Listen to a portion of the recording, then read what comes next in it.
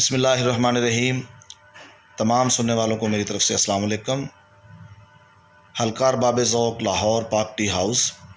محترم فرت بادشاہ صاحب، جناب فیصل زمان چشتی صاحب، آپ کا بہت بہت شکریہ اتنے خوبصورت پروگرام میں مدعو کرنے کے لیے۔ چند اشعار تمام دوستوں کی نظر کہ قرب کے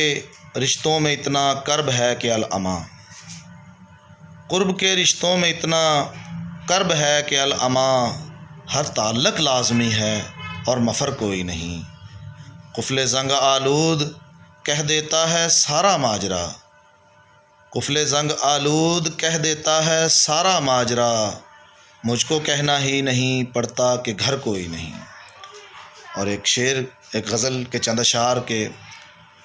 گھر میں پڑے ہیں فالتو سامان کی طرح، ملتے ہیں یار دوست بھی انجان کی طرح، وہ معترض تو ہے مگر مجھ کو پڑھا نہیں، وہ معترض تو ہے مگر مجھ کو پڑھا نہیں،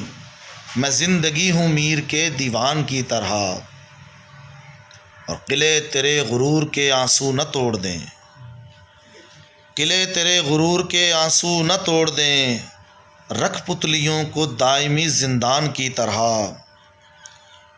اور کیفیتوں کی بات ہے سب کی جدا جدا،